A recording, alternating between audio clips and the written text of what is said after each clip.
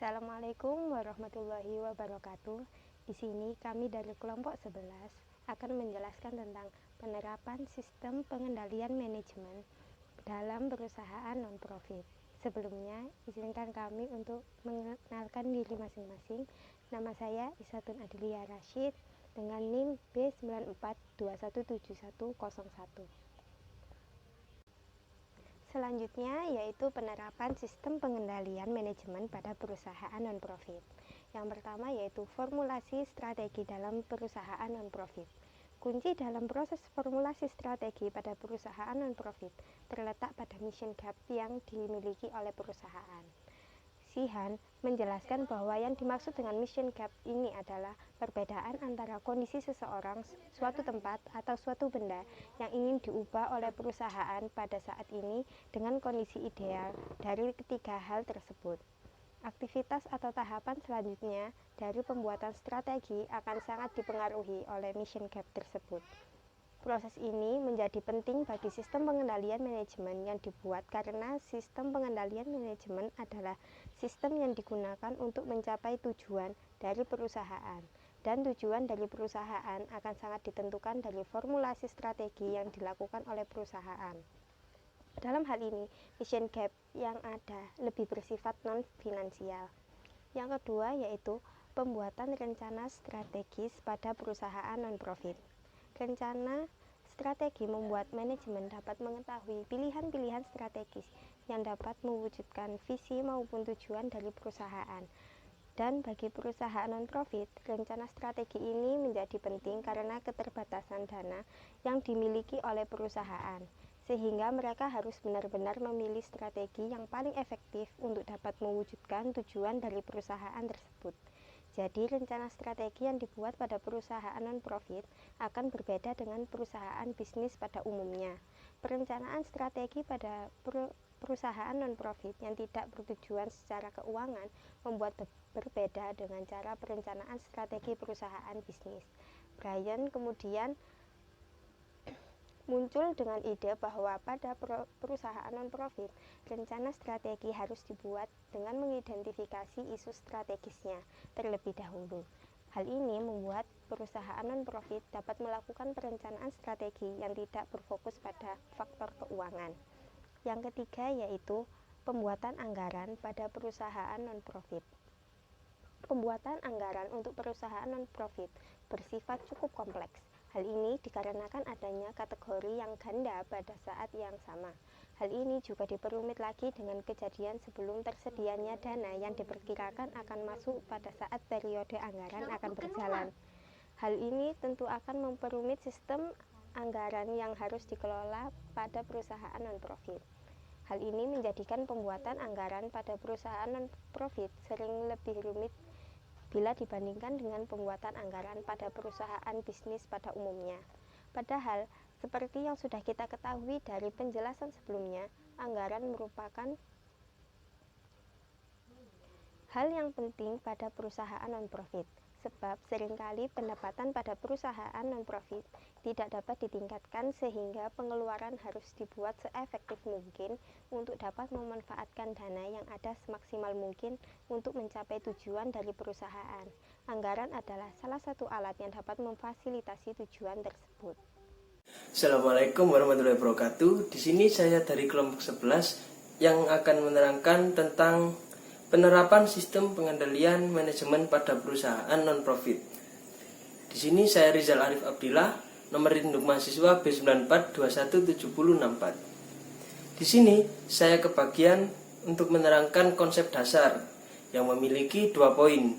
Di antaranya yang pertama pengertian perusahaan non-profit, dan poin yang kedua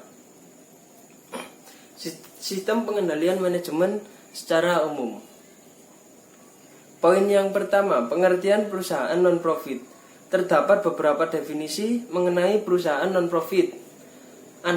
Anher 2005 mengatakan bahwa ada beberapa definisi perusahaan non-profit jika dilihat dari sudut pandangnya. Definisi-definisi ini antara lain ada 4. Yang pertama, definisi berdasarkan hukum. Yang kedua, definisi berdasarkan fungsional. Yang ketiga, definisi berdasarkan ekonomi. Dan yang keempat, definisi berdasarkan struktur operasional. Penjelasan yang pertama, definisi berdasarkan hukum. Berdasarkan Internal Revenue Code Section 501, perusahaan non-profit adalah perusahaan yang tidak dapat mendistribusikan aset maupun pendapatannya kepada ataupun demi kepentingan pegawainya, termasuk pimpinan dan anggotanya untuk jasa maupun produk yang disediakan. Yang kedua, definisi berdasarkan fungsional. Beberapa negara melalui hukumnya mengatur fungsi dari suatu perusahaan non-profit. Namun secara umum dapat dikatakan bahwa perusahaan non-profit adalah perusahaan yang berfungsi untuk tujuan ataupun kepentingan publik atau masyarakat banyak. Yang ketiga, definisi berdasarkan ekonomi. Berdasarkan sudut pandang ekonomi, perusahaan non-profit adalah perusahaan yang memiliki bagian keuntungan paling besar melalui iuran sukarela dan kontribusi finansial dari anggota dan pendukungnya, bukan melalui penjualan jasa dan produknya. Dan yang keempat, definisi berdasarkan struktur operasional. Berdasarkan struktur operasionalnya, Salomon dan Anher 1992, masyarakat 5 kriteria agar suatu perusahaan dapat dikatakan perusahaan non-profit, yaitu terperusahaan, privat, mengelola dirinya sendiri, tidak melakukan distribusi pendapatan kepada anggotanya, serta memiliki partisipasi yang bersifat sukarela. Berikut poin yang kedua dari konsep dasar, yaitu sistem pengendalian manajemen secara umum. Anthony dan Govindarajan juga mengemukakan aktivitas manajemen yang dapat dilakukan pada aktivitas yang dilakukan dalam suatu perusahaan atau perusahaan, yaitu pada aktivitas perencanaan, koordinasi, komunikasi, evaluasi, pengambilan keputusan, serta aktivitas mempengaruhi orang yang ada di dalam perusahaan atau perusahaan tersebut. Seperti yang telah dijelaskan, sistem pengendalian manajemen dapat membantu manajer dalam mencapai tujuan strategisnya. Namun, dalam hal ini, sistem pengendalian manajemen berfokus pada pengeksekusian dari strategi yang telah ditetapkan. Dalam mekanisme pengimplementasian strategi ini, melainkan berinteraksi dengan struktur perusahaan, manajemen sumber daya manusia, serta budaya yang ada di perusahaan tersebut.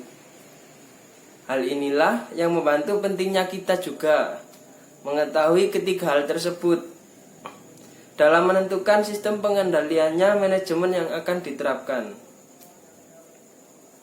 Selain itu, sistem pengendalian manajemen juga dapat membantu dalam memformulasikan strategi baru yang lebih tepat bagi perusahaan ketika sistem pengendalian manajemen menemukan kesalahan atau ketidakcocokan dari pengimplementasian strategi. Berikut penjelasan dari saya, konsep dasar. Terima kasih. Untuk selanjutnya dilanjutkan dengan teman saya. Assalamualaikum warahmatullahi wabarakatuh.